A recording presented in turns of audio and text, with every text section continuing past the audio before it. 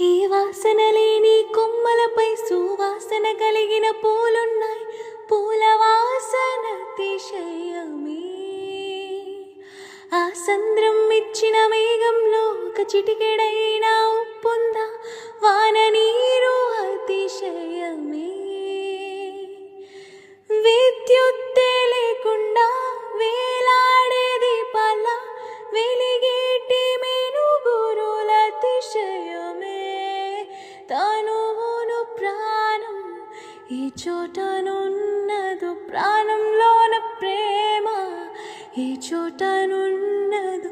ఆలోచిస్తే అతిశయమే. ఆగిరులు ఈ తరులు ఈ జరులు లేనప్పుడు ముందున్న ప్రేమేగా అతిశయం.